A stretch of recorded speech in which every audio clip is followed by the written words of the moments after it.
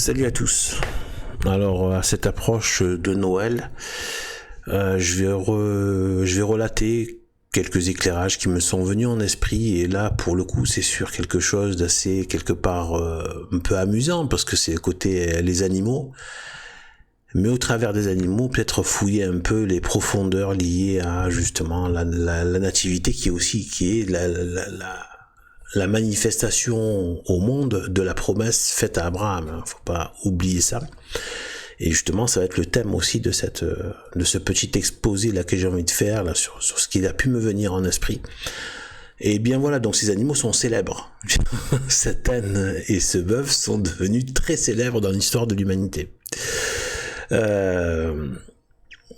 Et donc, et bien en fait, ce bœuf, donc, le lien qui m'est venu, c'est par rapport, vous savez, au moment où, donc, lorsque Dieu, sous la forme de 3 anges, à apparence humaine, ou le contraire, trois hommes à apparence angélique, c'est dit comme ça dans la Bible, c'est homme-ange, il y a les 2 caractères, donc de ces 3, et donc qui est Dieu en fait, hein, évidemment. La plupart des interprétations qui sont assez évidentes, hein, que c'était déjà une manifestation de la Trinité de Dieu. Eh bien en fait, là, on va voir un peu ce qu'il y a dans vous savez, voilà, il y a toujours les symboliques au niveau même des aliments, mais de tout. En fait, tout, voilà, même dans des choses comme ça, toutes simples de la vie quotidienne, et aussi, voilà, même les animaux, évidemment, mais plein d'autres choses. Eh bien, en fait, par rapport au bœuf, il m'est venu en esprit que il s'agit du veau tendre et de la meilleure qualité qu'a pris Abraham pour le repas, pour le donner à manger au repas à Dieu, sous apparence sensible de 3 hommes angéliques.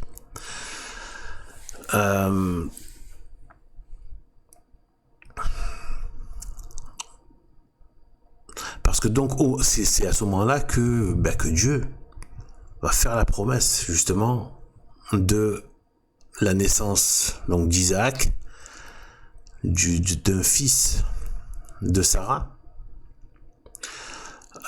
et d'Abraham. Donc on connaît l'histoire, hein, ça a un âge très avancé, voilà, vieille, hein, voilà, et voilà. Et bien le repas, ça a été un veau. Là, je m'étais toujours dit, tiens, il n'y a pas l'agneau. Ce qui veut bien dire que ça doit être vraiment les prémices de la préfiguration. On n'est pas encore dans que ce soit l'agneau ni le sang. D'ailleurs, parmi ce qui est servi, il sert du beurre, du lait, avec donc le pain, le beurre, le lait et le veau. Donc qui va être cuit, etc. Le bon veau de très bonne qualité, il est dit qu'il est tendre et excellent. Il a pris son meilleur, quoi. Voilà. Il a donné ce qu'il y avait de meilleur. D'ailleurs, ça fait penser un peu à Abel aussi, le sacrifice qui a plu à Dieu. Par contre, là, c'était des agneaux, mais il me semble que c'était des agneaux. Là, c'est un veau. Ouais, donc du coup, c'est comme si c'était pas une question d'agneau. Là, c'est une question de, voilà, là, c'est l'agneau, c'était pas là le moment de, voilà. Et donc le veau, je me suis dit, le bœuf finalement, c'est le bœuf, c'est le veau quand il est devenu adulte. Et donc je me suis dit, finalement, ça peut correspondre en fait. Ça peut correspondre avec le fait que, en fait, entre la promesse où il mange le veau il y a la présence donc du veau, hein, même s'il est dans le festin après. Donc forcément, il devait y avoir même des bœufs, forcément un bœuf et une vache, hein. Forcément quelque part. Il donne un veau, et donc c'est comme si le veau, à ce moment, donc un veau donc jeune, et ensuite donc 2000 ans après, imaginez la foi qu'il faut avoir, hein, pour garder tout cela, voilà. Avec toutes les vicissitudes du monde et du temps, et des siècles, des générations, etc., etc. Eh bien, 2000 ans après, donc, l'accomplissement, je parle pas de Isaac, hein, je parle de la partie où Dieu dit, dès ici, hein, dès là, quand il dit, voilà, donc le fils d'Abraham, Isaac, qui dit, c'est là qu'il lui dit que toutes les nations de la terre seront bénies par sa descendance. Donc là, c'est Jésus, évidemment, c'est pas Isaac, c'est, voilà, donc la lignée d'ailleurs charnelle, mais aussi spirituelle, mais c'est, voilà, c'est pas la manifestation, évidemment, forcément du Christ. C'est pas le Christ lui-même, évidemment. Donc par sa descendance. Donc c'est une descendance qui viendra par Isaac. Et donc Isaac, on le sait, même par rapport au sacrifice qui a été demandé à Abraham, etc. Tout ça, on sait que c'est lié justement au sacrifice de l'agneau, Jésus, etc. Et bien en fait, donc, je me dis, tiens, les liens qu'il y a entre ce qui s'est passé, les animaux par rapport à Isaac, c'est que donc le jour où il est annoncé, on annonce sa naissance miraculeuse, eh bien il y a un veau. Il y a un veau qui est donné, qui est mis en valeur et mangé. Et il y a et en fait on arrive à la nativité, on a le bœuf. Donc c'est comme si le bœuf donc est devenu adulte, c'est comme si ce veau est devenu adulte. Donc c'est une sorte de lignée, le témoignage du veau voilà, qui est devenu adulte et qui voit lui aussi la réalisation de la promesse. Vous voyez dans quel esprit je veux dire, et qui manifeste que ce même contexte qu'on retrouve dans l'étable à Bethléem, dans la grotte. D'ailleurs, qui a un toit, parce que c'est une grotte, une étable qui est taillée qui est dans la roche. Et donc il y a un toit. Et eux, ils étaient sous une tente. Donc déjà, et en plus, après ils ont mangé sous un arbre, mais je veux dire, Sarah était dans la tente et au départ, Abraham était dans la tente. Et bien en fait, voilà. Et ensuite l'âne. Pourquoi l'âne aussi? Ben l'âne, c'est le moment justement du sacrifice. Demander à Abraham de sacrifier son fils, d'immoler son fils et l'offrir en holocauste sur le mont Moria.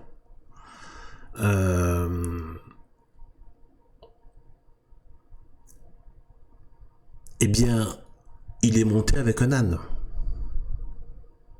Ils sont montés avec un âne sur ce mont, avec Abraham et Isaac. Donc ils sont montés sur cet âne, sur un âne. Et donc il y a les deux manifestations, vraiment les deux moments clés au niveau de l'enfance d'Isaac, qui est l'annonce de sa venue, qui est miraculeuse par rapport à une femme stérile et en plus âgée. Et en plus, et ensuite, au moment donc de ce sacrifice,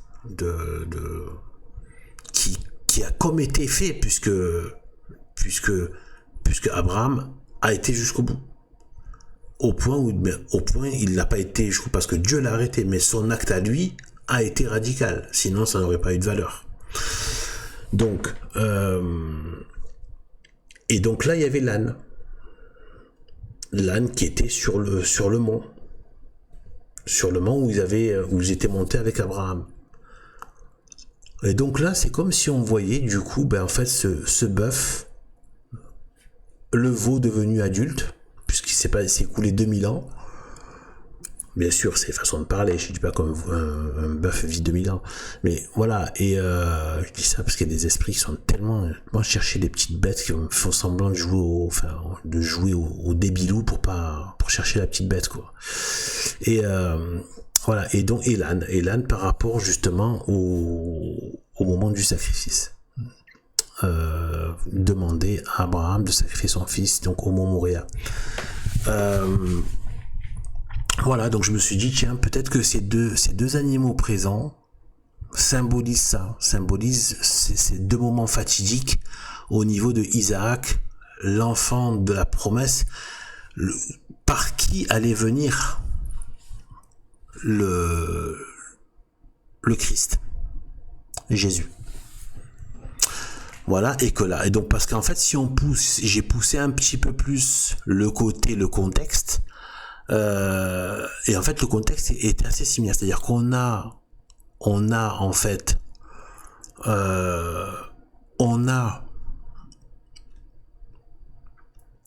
donc si je pousse les similitudes, hein, Abraham et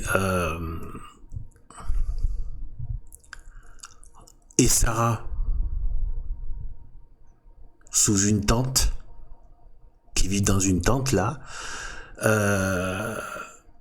et qui sont quelque part et qui sont nomades, c'est-à-dire c'est pas des maisons de pierre, ils sont nomades, ils sont bergers sur les terres, etc.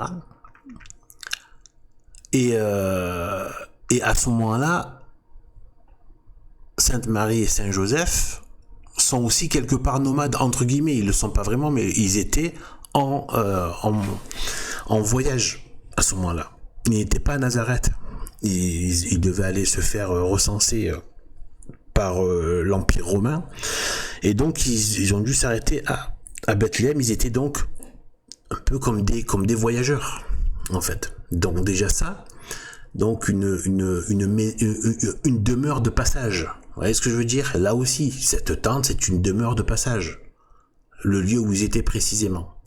Parce qu'ils devaient se déplacer de temps en temps. Pas forcément tout fréquemment, mais en tout cas de temps en temps, ils devaient suivre les choses. Au niveau des pâturages, j'imagine, etc. Et des saisons et tout ça. Et donc, eh bien en fait, là c'est pareil. Il y a le côté, ils étaient en voyage, obligés d'être sur les routes et dans une maison provisoire, dans une demeure provisoire. Ensuite, donc on a donc Saint Joseph et Sainte Marie, peut-être qu'ils figurent finalement aussi, mais cette préfiguration de Abraham et Sarah. Ouais, les deux parents, voilà, les uns qui reçoivent la promesse de l'enfant,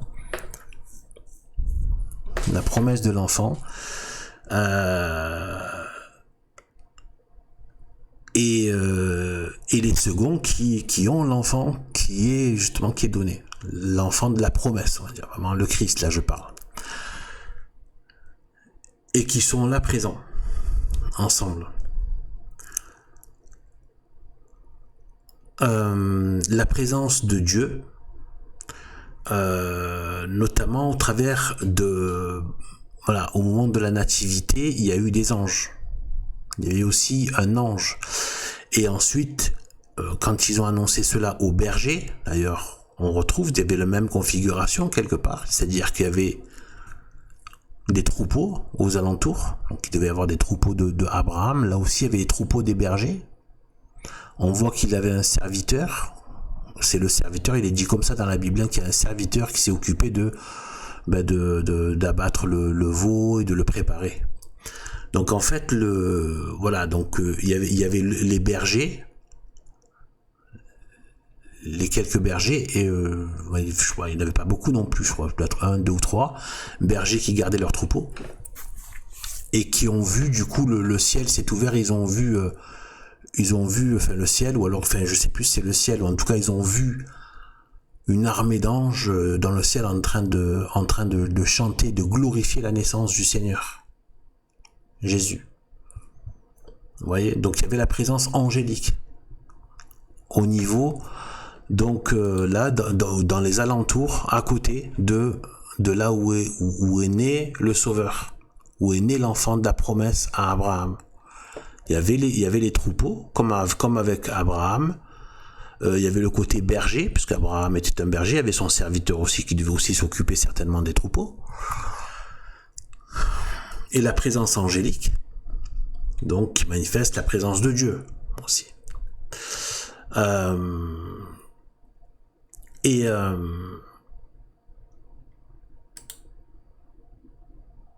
Voilà. Et il y avait une question de la mangeoire. La mangeoire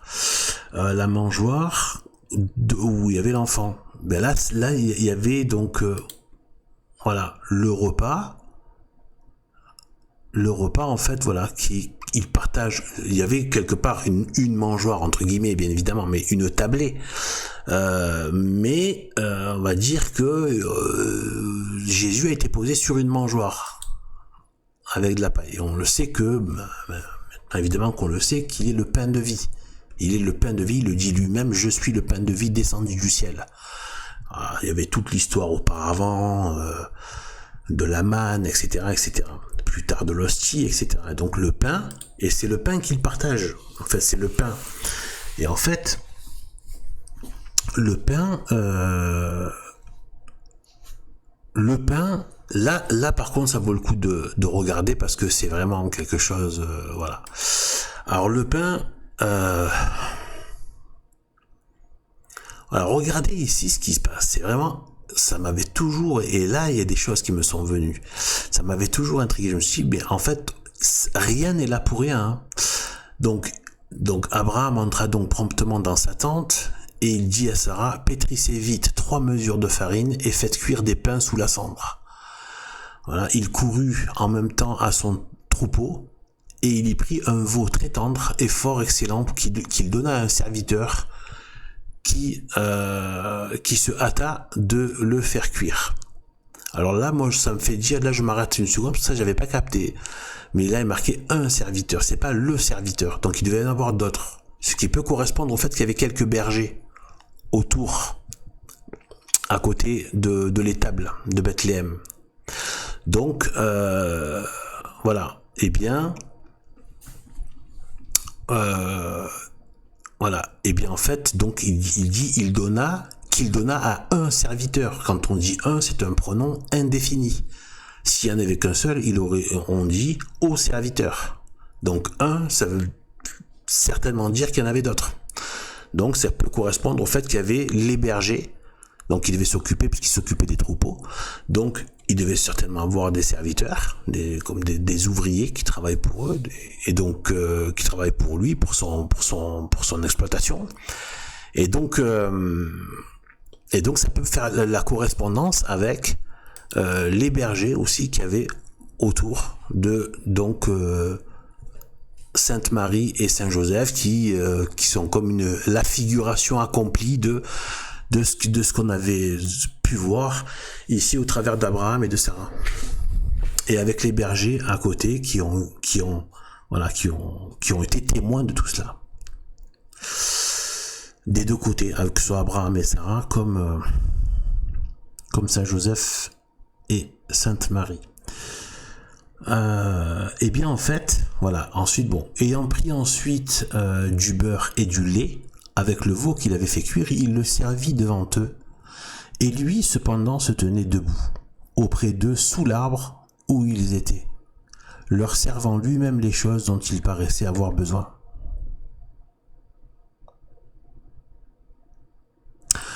Et bien en fait, là, il y a tellement de choses à dire, même sur les passages qui sont plus hauts, tout ça, mais là, je ne s'agit pas de tout. Je mets la focale sur certaines choses, là où j'ai de quoi dire. Ou du moins sur ce thème-là. Là. Eh bien, ce passage est assez... qui veut trop dire quelque chose. Eh bien, en fait, regardez. Pétrissez vite 3 mesures de farine. Un homme qui dit à sa femme,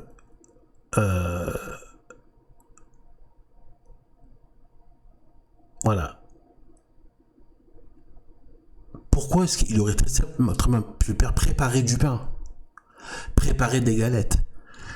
Sa femme, qui devait être déjà au fait de comment on fait les choses, là, il lui donne des prescriptions précises, limite la recette avec 3 mesures de farine. Allez, pétrissez vite 3 mesures de farine. Et faites cuire des pains sous la cendre. Alors, faites cuire des pains sous la cendre. Bon, sous la cendre, je sais pas exactement pourquoi. Je sais comment le procédé, mais je suis allé me renseigner, mais bon, là, j'ai rien particulier à dire sur le côté sous la cendre, mais la partie de pétrissez vite 3 mesures de farine. Pétrissez, donc déjà, et 3 mesures de farine. Donc 3 mesures de farine, on peut penser, c'est par rapport aux 3 hommes. 3. Après, normalement, voilà. Je sais pas si c'était inclus lui-même à manger avec eux, je sais pas, mais en tout cas, ça peut correspondre au fait qu'ils sont 3. Et bien en fait, et donc pour 3 personnes. En fait, là, les 3 mesures de farine, le lien avec moi, ce qui m'est venu en esprit, c'est la Trinité. La farine est blanche, la farine est pure, elle n'a pas toujours été blanche, il peut y avoir du pain avec brun, avec le son, etc. Mais en tout cas, la farine, elle est, comment dire, non, après je rentrerai dans les propriétés de la farine, mais là, déjà 3, le fait que ce soit 3, donc 3 mesures, donc c'est 3, c'est vraiment pour dire les 3 mêmes quantités. Donc il y a une espèce d'égalité de mesure, dans le sens où c'est bien, voilà, 3 mesures de farine. Donc si on fait le lien avec la Trinité, en fait, il y a à la fois une distinction entre les 3 personnes, mais elles ne font qu'un. C'est la même farine, c'est ça mon propos. C'est la même farine, où il y a bien les 3 mesures, les 3 personnes distinctes, mais elles ne font qu'une seule farine. Qu'un seul. Et la farine s'interpénètre. Il n'y a pas 3 blocs de farine. Si vous les mettez ensemble, eh bien ça fait un bloc de farine. Homogène. Il n'y aura pas de... Voilà. Donc il y a une unité. Et là, c'est comme si Dieu avait voulu marquer quand même les 3, la distinction. Déjà, eux-mêmes se sont manifestés à 3 hommes, 3 personnes, 3 hommes, et ensuite 3 mesures de farine. Et la farine, voilà, on sait que une fois que on peut pas distinguer. Nous on doit distinguer, mais bon, de toute façon la Trinité c'est toujours un sujet extrêmement, quasiment impossible à rendre, à expliciter. Je veux dire, on essaye un petit peu à droite à gauche de faire un peu ce qu'on peut, mais c'est très difficile. Personne n'a pu le faire. De toute façon, il faut être Dieu pour comprendre totalement la Trinité. Mais c'est pour dire, que c'est quand même la même farine. C'est la même farine. Et une fois qu'ils sont pétris ensemble, qu'ils font qu'un, en fait, il y a les 3 mesures distinctes, mais qui font un seul pain. Voilà ce que je veux dire, qu'ils font un seul Dieu. Donc déjà, il y a peut-être cette manifestation de la Trinité, et que donc, mais aussi du coup, donc si la manifestation de la Trinité s'est manifestée dans la farine, et donc dans le pain, qui est Dieu, la farine, de toute façon, avant même d'être pétri, si vous prenez un sac de farine, c'est un sac de farine. Il n'y a pas de distinction de 3 mesures. Il faut faire un effort, c'est ce que fait Sarah, pour distinguer les 3, pour séparer 3 mesures. Mais en fait, ils ne font qu'un. Voilà. il n'y a pas de 3 mesures préexistantes de la farine. Voilà. Donc là, c'est nous qui devons faire, elles existent évidemment, les 3 personnes de la Trinité, mais nous, on doit faire un effort pour bien à la fois capter la distinction des 3 personnes, mais tout en les gardant dans la même entité divine, le même Dieu, qui est le Dieu et le seul Dieu tout-puissant. Et donc, eh bien, donc, si la divinité là est manifestée donc par la Trinité avec ses propriétés de trois distincts, tout en étant un seul Dieu, où la farine, à l'état de farine, comme à l'état de pain, eh bien, s'interpénètre, ne fait qu'un seul, eh bien, ça veut dire que c'est une préfiguration de la divinité dans le pain, c'est-à-dire la Sainte Eucharistie. Et Jésus lui-même qui dit de lui-même, « Je suis le pain de vie descendu du ciel ». La manne miraculeuse qui tombait du ciel pour nourrir les Hébreux dans le désert. Donc le caractère divin du pain. Et mangez ceci est mon corps, buvez ceci est mon sang. Et on voit que là, il n'y a pas de vin. Donc ça veut bien dire que ce sont des prémices de préfiguration. C'est les tout débuts de la préfiguration qu'il y avait à ce moment-là, parce qu'il ne s'agissait pas de mettre en avant le vin. Le vin, ça fait référence au sang, et donc il n'était pas question, et il n'y avait ni l'agneau ni le sang à ce moment-là. Il y a le veau, puis du lait et du beurre. C'est pas encore le moment. Par contre, plus tard, Dieu va manifester dès Abraham ce qui va se passer par la suite au travers du Melchitsédek. Ça, il faut se renseigner pour ceux qui ne connaissent pas. C'est la personne mystérieuse, mais qui en fait est Dieu, hein, certainement Dieu le Christ, qui a partagé qui est apparu à Abraham lors de tout un périple, hein, je crois qu'il y avait une sorte de guerre, hein, si je ne me trompe pas, avec un autre camp, etc. Et il lui apparaît et il partage donc le pain et le vin. Là, à ce moment-là, il partage le pain et le vin. Mais à ce moment-là, au début, non. Mais dans une apparition, ils ont partagé le pain et le vin, ce qui est... Alors ça, c'est même les pères de l'Église, évidemment, qui l'ont mis en avant, qui ont fait de très très belles... des rendus magnifiques sur ça. Sur cette préfiguration de tout ce qui va venir par la suite, dont évidemment la chrétienté, au travers de ce qui est venu apporter le Christ. Pour le salut des âmes, pour sauver le monde, quoi. Au travers de ces choses et de toute la manière dont il a opéré et qu'il opère encore et dont il opère encore. Et bien en fait, là, voilà, il me semble que c'est plutôt dans les derniers temps de sa vie que le Melchitsédek est apparu à Abraham. Ça, je ne sais pas. Donc ça se trouve, je me trompe. Voilà. En tout cas, dans un autre temps, c'est pas à ce moment-là. Ça c'est voilà. Au moins, c'est pas à ce moment-là. C'est pas au moment de la promesse qu'apparaît l'agneau ni le vin. Voilà. Par contre, le pain, oui. Et là, j'ai mis en avant le côté la Trinité, qui est... Donc, c'est pour ça que je dis, c'est pas pour rien qu'il y a, voilà, le mari qui dit à sa femme, préparez 3 mesures de farine. Ouais, voilà. Donc, il lui donne les mesures, etc., etc. Et il dit de les pétrir. Donc, il y a cette idée de quand même d'en faire du pain. Et de les pétrir, donc de les mélanger, de les malaxer. Et en fait, il y aura une autre référence que je vous donnerai tout à l'heure dans Saint Matthieu. Dans l'évangile de Matthieu, donc 2000 ans après. Et donc du coup...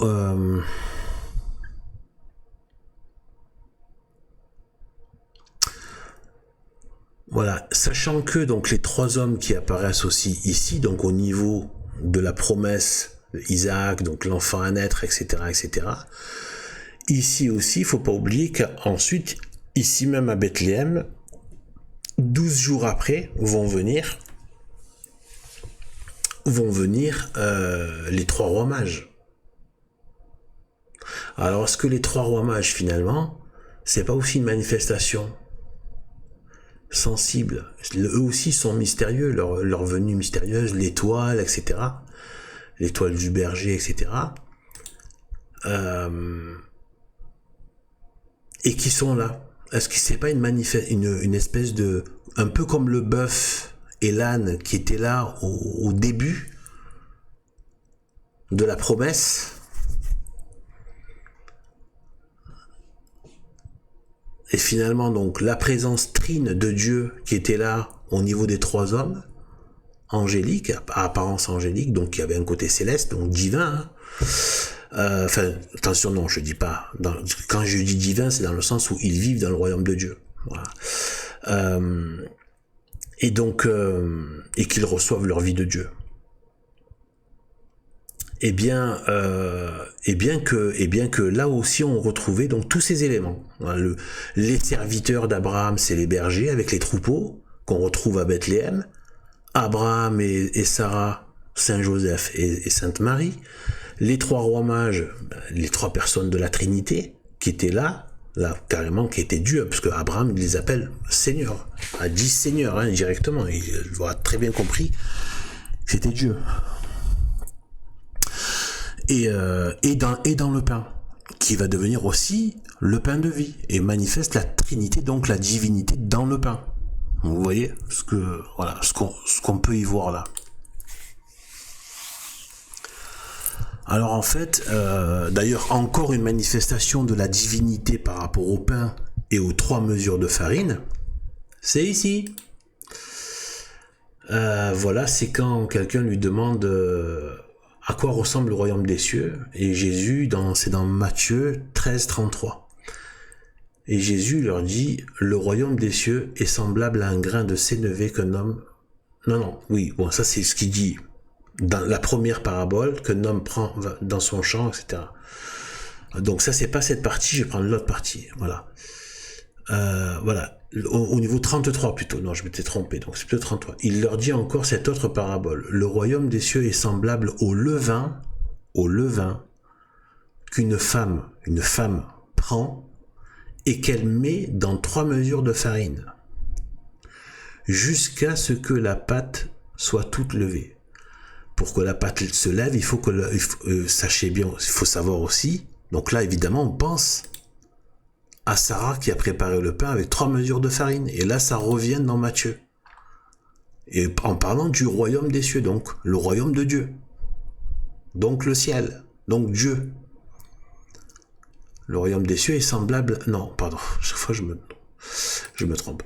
Donc, voilà.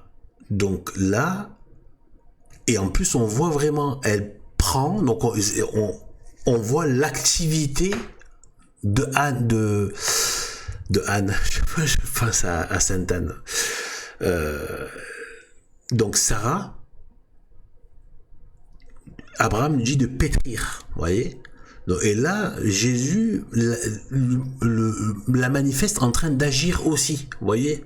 Une femme qui prend, il y a le verbe qui prend, et qu'elle met dans 3 mesures de farine. Vous voyez. Donc là, elle a pris le levain. Sauf que pour que le levain, donc évidemment, comme quand tout le monde le sait, pour faire monter la pâte, il faut le mélanger, d'où le pétrissage. Il faut bien mélanger le levain avec le pain. Donc il faut bien pétrir, ce qui correspond bien. Avec Sainte Anne aussi, Sainte Anne. Je sais pas pourquoi, c'est juste Sainte Anne, je sais pas pourquoi, pourtant je sais quelque chose sur elle, mais pas trop de choses. Mais chaque fois que j'entends Sainte Anne, je suis très, je sais pas, il y a des lumières qui s'allument dans mon esprit. Donc il leur dit et bien voilà, donc là c'est quand même stupéfiant quand même. Et là donc il y a la question de la divinité. Donc là c'était Dieu, déjà Dieu, la présence de Dieu au travers des trois hommes anges, 3 hommes, 3 anges. À Abraham, dans le pain, donc la Trinité, 3 mesures de farine, le caractère du pain, le pain descendu du ciel, la manne. Et là, il y a le Jésus, donc l'Eucharistie, et le royaume des cieux. le royaume des cieux est semblable au levain qu'une femme prend et qu'elle met dans 3 mesures de farine, jusqu'à ce que la pâte soit toute levée. Alors là, c'est pas. Alors là, donc déjà, on voit tous les points de similitude. Hein, et je peux. Mais il y a aussi une différence, c'est-à-dire que là, il y a le levain. Il n'y avait pas de levain au niveau de Sarah, la femme d'Abraham. Il n'y avait pas. Il n'y avait pas de levain. Là, il dit semblable au levain qu'une femme prend. Donc on voit vraiment qu'à chaque fois, la femme, bon ça c'est une évidence, à part pour tous ceux qui veulent faire les anti-catholiques, etc. Mais c'est une évidence, c'était exposé depuis très très longtemps. Chaque fois il y a la femme, les Rebecca, etc. À chaque fois il y a la femme qui opère au niveau de la promesse, du salut, etc., etc. Une participation active, très puissante, même si elle a un côté discret aussi,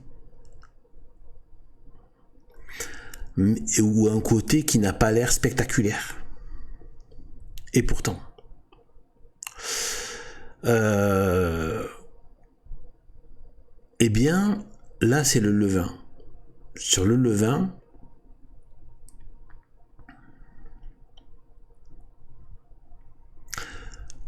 il y a plusieurs choses qui me sont venues, mais pas forcément tout de façon définitive et arrêtée.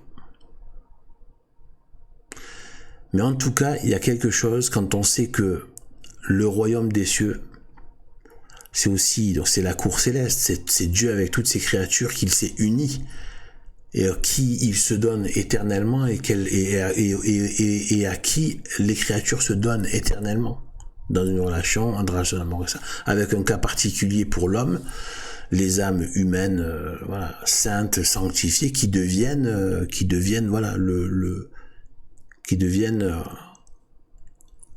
comme je dis bien comme une parure de Jésus, mais intimement uni à Jésus lui-même, qui fait un avec toutes les âmes qu'il s'est associées. Donc c'est l'Église. Et en fait, donc le levain, on voit que donc c'est comme si là, donc le levain, c'est un peu, il m'est venu que c'est comme si c'était quelque part Jésus-Christ, lui-même le levain. C'est-à-dire, c'est que le levain, c'est toujours du pain, c'est toujours de la farine, c'est toujours de la farine, c'est juste de la farine qui a fermenté de la veille, quoi, hein, et qu'on garde à l'état de fermentation. Mais pas qui n'a pas pourri, mais qui a fermenté. Et qu'après, qui peut servir à faire lever la farine qui n'a pas, qui n'a pas fermenté. Vous voyez? Donc, le levain est lui-même de la farine. Vous voyez un peu le lien. C'est de la farine juste fermentée. D'ailleurs, le vin, c'est du raisin fermenté. Et le vin est associé à Jésus aussi. Eh bien, le levain, le levain qu'une femme prend et qu'elle met dans 3 mesures de farine.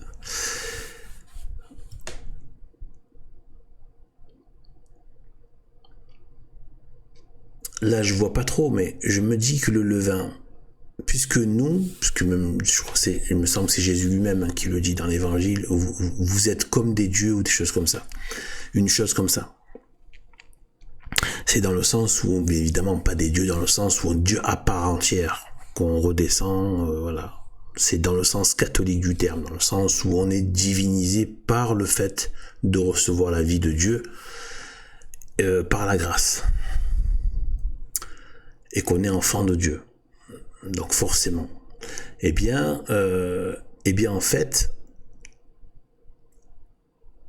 il faut que, en fait, c'est comme si c'est Jésus-Christ le levain.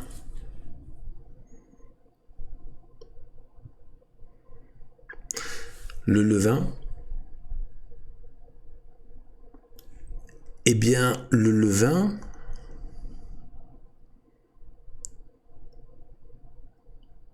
il est incorporé à la pâte de farine. Donc, est-ce que c'est pas comme nous quand on s'incorpore Jésus-Christ, Sainte Eucharistie, mais aussi sa parole, ses commandements, sacrements. Le baptême, c'est déjà, on prend la ressemblance du Fils de Dieu, c'est pour ça qu'on peut devenir enfant de Dieu. Eh bien, on s'est incorporé, et après, il faut que, après, Jésus-Christ, c'est la vie du chrétien, donc d'où qu'on doit, c'est-à-dire d'imiter Jésus-Christ au maximum, et donc, quelque part, de faire grandir Jésus-Christ en nous. Vous voyez? Et Jésus doit occuper toute notre âme. Il doit l'occuper. Ça, je parle ça dans l'idéal. Hein. Je parle pas de toutes nos imperfections et voire nos péchés, etc. Je parle le maximum de ce que normalement, dans l'idéal, ce que Dieu veut, c'est ça. C'est habiter notre âme entièrement, totalement. D'où tu aimeras le Seigneur ton Dieu de toute ton âme, de toutes tes forces, de tout ton esprit et de tout ton cœur. C'est tout. D'où qu'il y avait les sacrifices avec immolation et holocauste. Brûlé entièrement. Tout est donné. Sainte Marie l'a dit dans une phrase. Voici la servante du Seigneur, qu'il me soit fait selon votre volonté. C'est-à-dire qu'elle a sacrifié sa volonté propre. Donc c'est ça. Et donc du coup, Jésus-Christ qui grandit en nous, c'est un peu comme ce levain qui a grandi dans le pain et qui fait grandir le corps mystique de l'Église. Le corps mystique du Christ. Qui nous fait en même temps grandir nous. Qui n'avions pas ce levain, qui nous fait grandir et qui nous rend et qui nous pénètre et habite intimement lié à nous.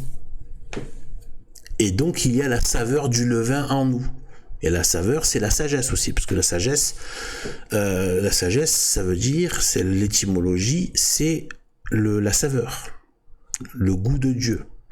Pour goûter quelque chose, il faut soit ce que la langue, il faut goûter, il faut entrer en contact, il faut entrer en contact avec la chose pour la goûter. La manger, il faut rentrer en contact, et même se l'incorporer, pour bien la goûter, bien la mâcher, se l'incorporer. Donc la saveur. La saveur de Jésus. Le levain, le bon levain, qui rentre dans le pain, qui rentre dans la farine, qui finalement ne fait plus que un. Donc toutes les âmes font un, tout en étant, voilà, une parcelle à chacune, individuelle, mais qui sont dans un corps mystique. Après, bon, après il y a des limites avec les comparaisons avec la farine, un élément matériel. Mais je veux dire, voilà. Avec la lumière, il peut se faire des choses bien plus, voilà, bien plus merveilleuses et bien plus développées, voilà, avec des âmes de lumière, mais complètement avec une âme vivante, voilà. Eh bien, voilà. Eh bien, voilà. Donc, ce serait comme et comme le royaume de Dieu, c'est justement cette union, ces noces, cette union entre Dieu et ses créatures, les anges, mais aussi et les hommes spécifiquement unis au Verbe de Dieu, intimement, qui ne font qu'un avec lui, et c'est lui qui a grandi, qui les habite de sa lumière. Donc comme le levain qui a grandi, qui a vraiment qui ne fait plus que un, mais tout en ayant fait grandir aussi cette farine qui était basse et qui a grandi, qui est devenue grande, qui est devenue un grand, voilà. Voilà. grâce à ce levain qui a plus et qui a de la saveur, qui est plus grande et qui a de la saveur. Et est-ce que le fait de le cuire, finalement, c'est pas peut-être le côté justement la charité, le Sacré-Cœur de Jésus, le feu de l'amour de Dieu. Voilà. Et voilà. Et la chaleur de sa lumière, de la lumière du Verbe. Tout ça évidemment lié, s'interpénètre, etc. Voilà ce que je pouvais dire un petit peu par rapport à ces éléments liés à la nativité. Bon, voilà. Eh bien, j'espère que ça vous servira un peu à vous comme à moi. Hein. Je suis le premier à entendre ce que je raconte, dans le sens où mes lèvres sont plus proches de mes oreilles, et que voilà, et que du coup c'est moi qui l'entends forcément, parce qu'après il va falloir que je le publie.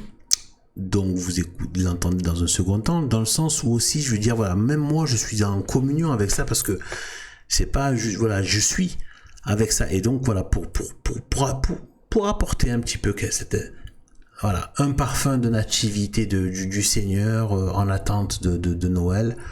Voilà, et bien que Dieu nous bénisse. Gloire et honneur à Dieu, gloire et honneur à la corédemptrice, à la médiatrice de toute grâce Sainte Marie.